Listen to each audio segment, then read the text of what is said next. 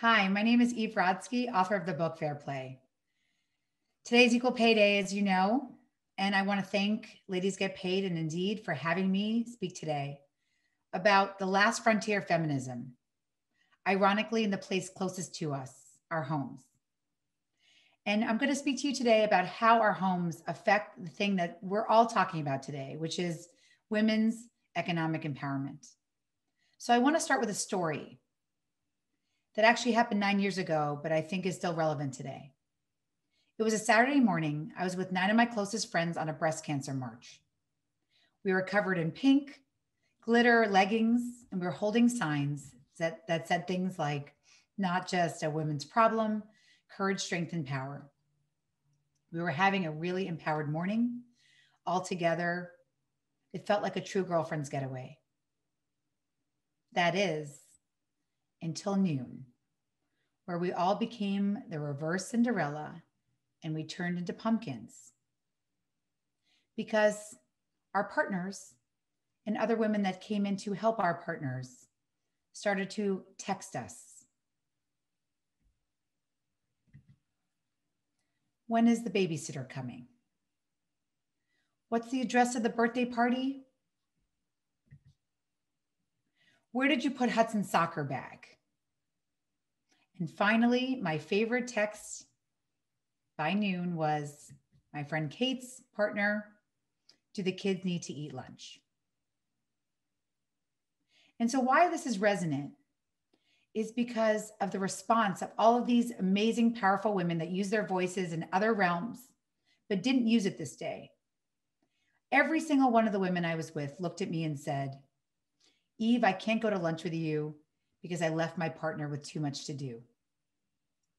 And so these women disbanded and left me there, standing with my sign, covered in pink and alone, to go relieve the babysitter, to go take a perfectly wrapped gift to a birthday party, to find Hudson's soccer bag, and to feed their kids lunch. But before we disbanded, I had an act of resistance that day. I asked the women that I was with to help me count up the phone calls and texts we had received before we left. We had had 30 phone calls and 46 texts for 10 women over 30 minutes. And here I was thinking, why was this all on us? Why couldn't we go an entire day uninterrupted together? Why did we have to leave to go find the soccer bag to feed our kids lunch? Well, turns out that everything was defaulting on us. Well, it turns out that everything was defaulting on us, or as I call them, fair play, she-faulting on us, because women do 2/3 or more of what it takes to run a home and family. And that increased by 153% during the pandemic. So I'm a trained lawyer and mediator. I'm trained to put on my research hat to find win-win solutions to difficult problems. And so I decided to start researching what was happening to us that day. Well, it turns out this she-fault has a name. Second shift, emotional labor, mental load, invisible work. Now, you see, invisible work is my favorite term because there's a modicum of a solution in there. How can you value what you don't see? And so I went to work. I went to work to make the invisible visible. And like every type A woman around me, I used Excel.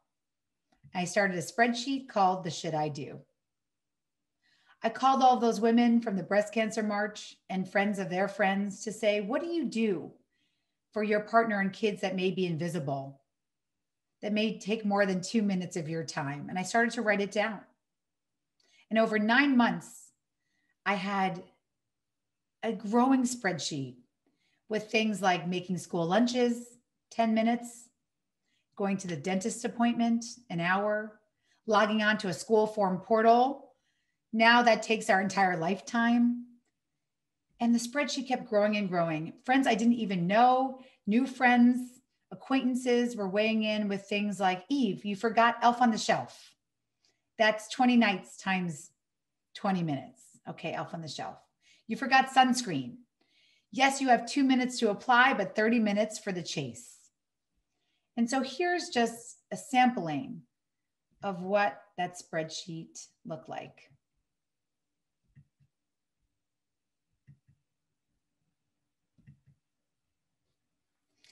And on to the point where it was 98 tabs and 2,000 items of invisible work. So why am I telling you this? I'm telling you this because that was a time where I thought having it all meant doing it all. And when I was going to send this off to Seth as a list, I did it with no context. Just one day after 9 months, he gets a email in his inbox with a subject line, "Can't wait to discuss." And when he opened up this 98 tab, 19 million megabyte spreadsheet, I awaited his response and I didn't even get text. I just got one sad monkey covering its eyes. And so my home, there was a see no evil. I don't want to see all the invisible work that you do. But in other homes, the shit I do spreadsheet had unleashed a shitstorm. I had women all over the country using the spreadsheet, sending it to their friends. But it really was a rant without a solution. One woman from the Jewish Federation of Arizona reached out to me saying, "I got your spreadsheet from a friend, Eve, and I want to let you know I'm not staying in my marriage." So that's when I had a choice and a realization that lists alone don't work. Women have been making lists for 100 years. So I had two choices at that moment. One choice was to continue to step back in my career, to lose my identity, to become a gray version of myself that was already happening, that I was noticing was happening to me and all of the women around me. Or I could get my ass in gear and become my own client. You see, I'm a philanthropic advisor. And what that means is I work for families that look like the HBO show Succession. And yes, you should feel bad for me. But what I do for those families is I design systems based on shared values to make the most complex organizational decisions for those family foundations and family businesses. And so I started to ask a question that ultimately will reverberate and that we'll talk about how it affects you and your economic empowerment. And that question is, how would life look different if we actually valued the work in our home and we treated our homes as our most important organization? Well, I know it wouldn't look the way it looks like today, where the expectation is either on women and to do it invisibly and well and behind the scenes, not only to do invisible work well, childcare and housework, but also now to have a full-time job. Women are spending more time with their children and on housework than they did when they did not work in the workplace. That is unsustainable. And so I also know it wouldn't look like we would be taking the dog out or deciding who's taking the dog out when it's right about to take a piss on the rug. I know we wouldn't be screaming at each other to set the table when we're already hangry and cranky. And so I invite us all to think about how the home affects us outside the home. And what I'm here to tell you is that we need to reimagine three important things: our boundaries, our systems, and our communication. And so why this is a workshop is because I want to invite you with me to think about what these three things mean and how this affects your economic empowerment. I'm here to tell you that private lives are public issues. So let's discuss boundaries, systems, and communication, and what I mean by all three of these. So one, boundaries. You may have heard a lot about boundaries from your workplace, from articles you're reading, from your colleagues. And what you may hear is things like set a new commute, take a walk around the block. But what if I'm here to tell you that actually boundaries are a lot more complicated? And this is what affects our pay ultimately. Boundaries and the lack of boundaries, especially for women, come from what I believe is the core finding of fair play. And that finding is that we treat and guard men's time in our society as if it's finite, like diamonds. And we view and value women's time in our society as if it's infinite, like sand. So, diamonds and sand, it sounds very esoteric. How does that affect us in the workplace and at home? Well, we know, and you've been talking a lot about this today, that women of color, right? If you're a woman of color, you're making 60 cents on the dollar to a non-Hispanic white man. We know that if women enter a male profession, the salaries automatically come down. We know a woman's hour, especially a woman of color's hour, is not the same as an hour of a non-Hispanic white man. So we know that in the workplace. But what was so surprising to me and what ultimately inspired me to write Fair Play was the way that women were devaluing their own time. Many times I would ask this question: why is it that you're the one picking up the phone call from the school when your kid is sick? Why are you the one wiping down the counters when you share your space with a roommate? And the answer I would hear is, well, my job is more flexible, or my partner makes more money than me. Well, I'm here to tell you that we need to debunk the notion that time is money. We need to debunk the notion that time is money because it's a vicious cycle. What I was so shocked by was how women were devaluing their time in the home. I asked the question, why are you the one picking up the extra slack for your partner? And here's what I would hear: my job is more flexible. I make less money than my partner. I'm wired differently for multitasking. In the time it takes me to tell my partner, my roommate, what to do, I could just do it myself. Yeah, we're both colorectal surgeons, but my partner is better at focusing on one task at a time, and I can find the time. If you've ever said any of those things to yourself, or I'm your ghost of Christmas future, and you think you may say something like that to yourself, I'm here to tell you that those are toxic time messages. Your time is diamonds, and it's as equally valuable as your partner's time. And we have to start believing that so that we don't fall into the patterns of invisible work. And yes, we're going to talk about the systems, but individually, guarding your boundaries and time means that all time is created equal. You have 24 hours in a day, and you deserve as much time choice over how you use your hours as your partner. That conditioning took me a really long time to understand, that having it all did not mean doing it all. And once I understood that I deserved as much time choice over how I used my day, I was able to articulate that to my husband, Seth, in a way that I couldn't with that spreadsheet. And what I said to him was, Seth, you get 4 hours after our kids go to bed to show that you're a committed, ideal worker to your workplace, to work out, to check your PowerPoint deck, to watch SportsCenter. Whereas I am working in service of our household until my head hits the pillow after midnight. And that's fundamentally unfair.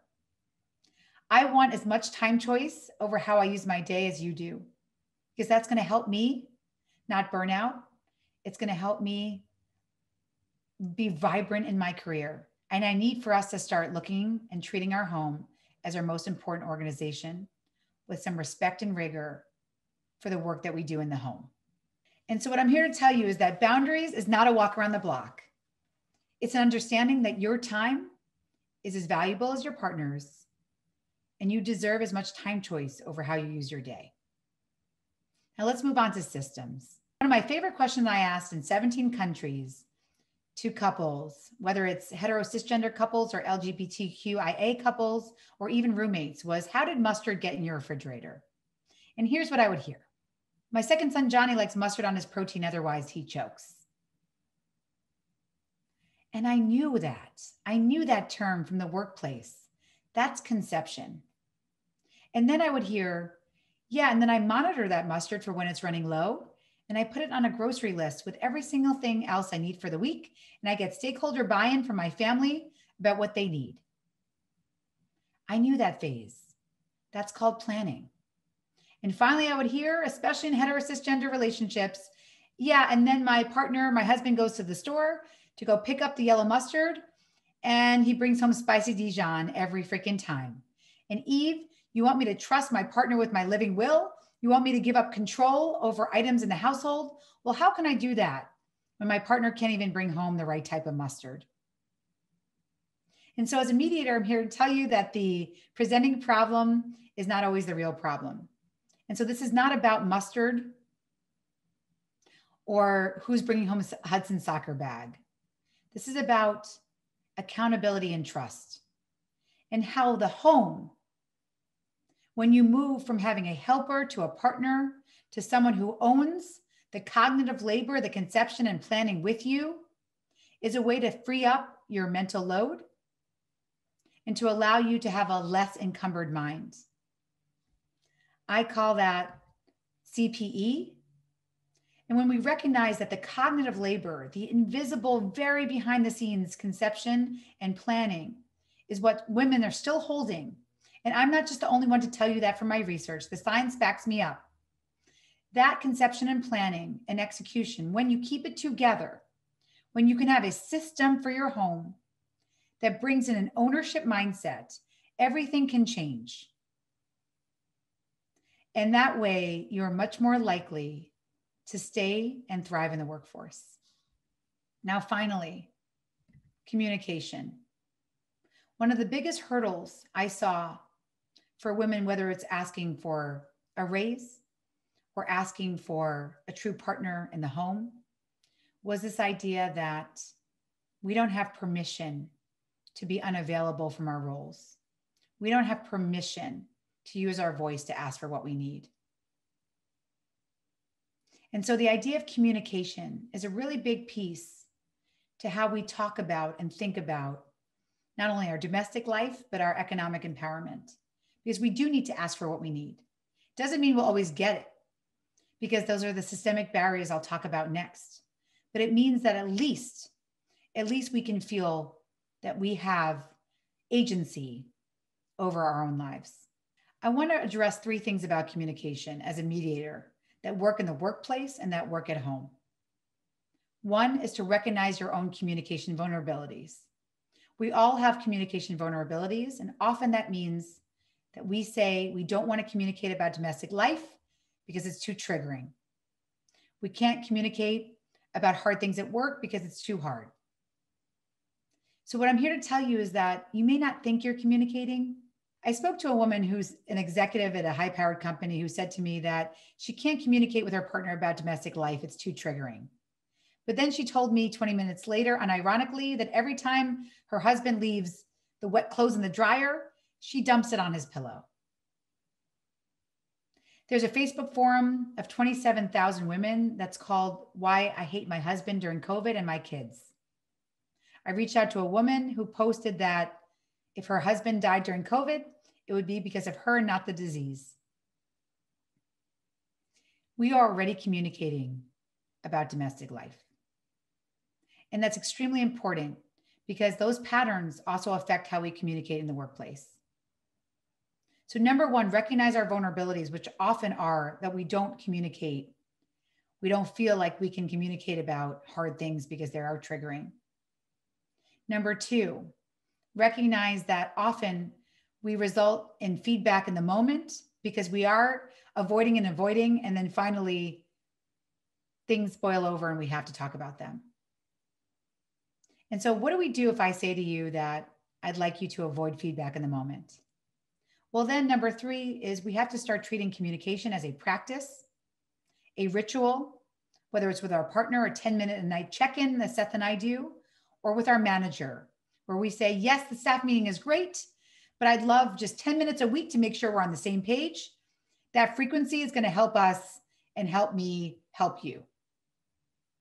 That frequency of communication in the workplace is also really, really helpful as you start to think about your career. It allows you to speak to your manager about hard things, like when you want to take maternity leave, if you do, whether you're going to adopt a child, what your caregiving responsibilities look like for your sick aunt. We want to start those check-ins now. Communication. Invest in communication like we've been investing in hand sanitizer. It is our most important practice. And I asked over 1,000 people to name their most important practice. And yes, it's a trick question, but not one of them said communication. If we look at communication not as a means to an end, but as a practice, it changes how we interact. We recognize that we can come back to the table when emotion is low and cognition is high.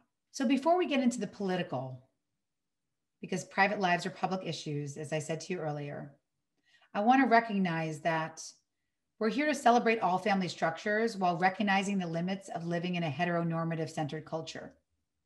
So what do I mean by that?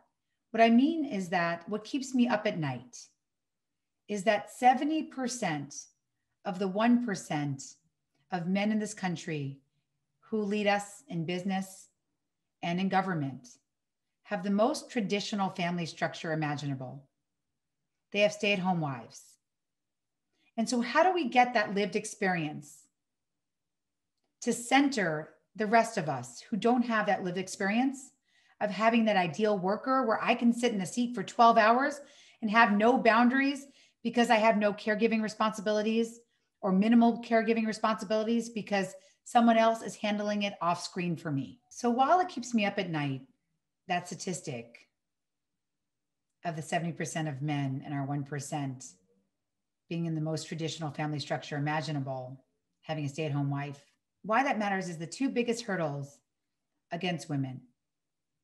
And that's time bias and the motherhood penalty. So the time bias is what we talked about already.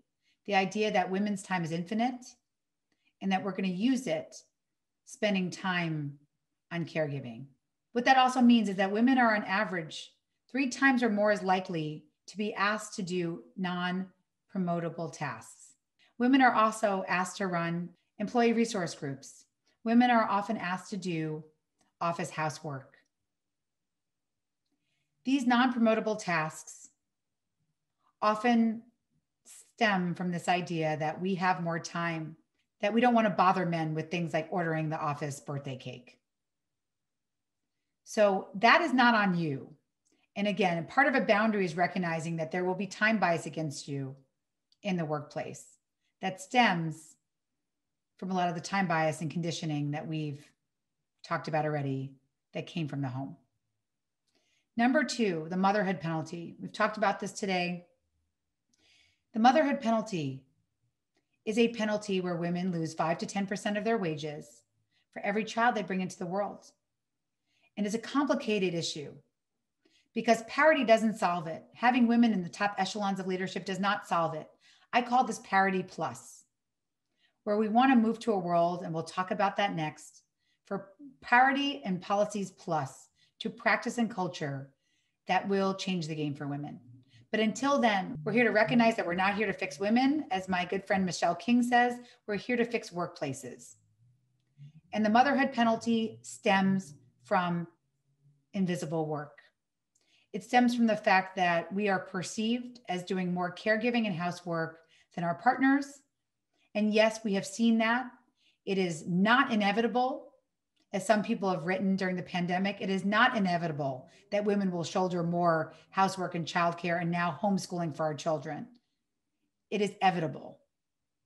We've created a system that has allowed this. We've created a system that builds societies on the backs of the unpaid labor of women and the undervalued labor of women of color. We can no longer do this. And so my moonshot is that we're moving to a world where an hour holding our child's hand in the pediatrician's office is just as valuable as an hour in the boardroom. So how do we get there? So how can we get to that world where the lived experience centers the rest of us, the ones that don't want to be the ideal worker of Earth 1.0? And we want to move to Earth 2.0, which ultimately, I believe, will get us to fair pay. So let's talk about the fair pay sandwich, which I believe is So let's talk about the fair pay sandwich, fair play and fair day, and how that affects what we're talking about today, which is fair pay. Fair play is a world where there is no motherhood penalty because men are just as involved in care as women are. Parenting out loud. Every single man becomes a BBC dad, where he's not shooing his kids away, he's embracing them on their laps and leaving at 2:00 to take their kids to the pediatrician's office. Cultures where it is normalized, not just in policies, but in practice, that you can be a caregiver and a worker, and we orient your home as the most important organization. We're a long way away from that, but I do believe that's the silver lining of this pandemic, that we're getting closer to recognizing that we're whole individuals and that we don't hide the life in our work-life equation.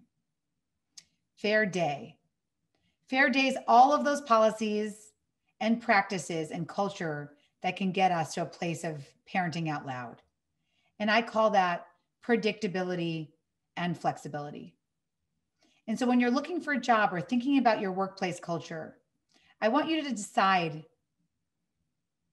when you're thinking about your workplace culture, I want you to ask yourself whether or not you believe that you have predictability and flexibility over your schedule. If you do, then you're in a place that values women. If you don't, if you do not have predictability and you do not have flexibility, then I will say that that culture is one that needs to catch up. Work from home is not flexible work. Flexibility is very important. That is not work from home. Work from home is not flexible work. What I mean by flexibility is the ability to be able to say, I have to take my child to the doctor at 2:00, and I will get back on and get the assignment to you when I need to deliver it. When you can deliver work at times that work for you, and you're not stuck in a chair based on someone else's timetable or expectations of FaceTime. But that's not enough. Flexibility can still mean that we have no boundaries, that you're working 24 hours a day. And in fact, many corporations are greedy corporations, as sociologists call them, and have taken advantage of the fact that work from home means you can get on a Zoom at 7:30 a.m. or 9 p.m. So why we need flexibility plus predictability is because that's what the true occasion, why we need flexibility plus predictability. That's the true fair day. Predictability allows caregivers to know that nobody else is going onto a Zoom without them at 9 p.m. when they're putting their child to bed. Predictability is understanding that there's no Zoom Fridays. So that's a great day to catch up on uninterrupted work or interrupted work by your kids, but not at least by your colleagues. Predictability means that you can have a life because you understand how you can plan.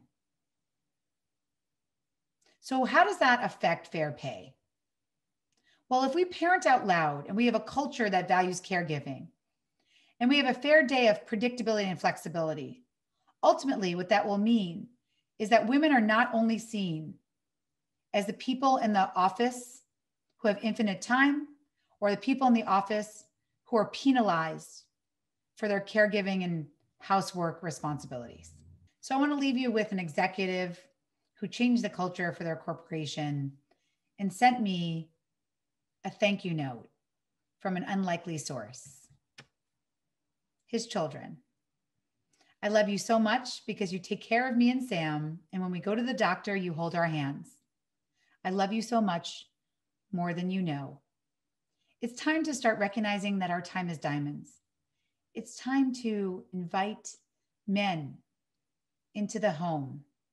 It's time to invite men into their full power in the home so that women can step out to their full power in the world and get paid for it. Thank you so much for having me.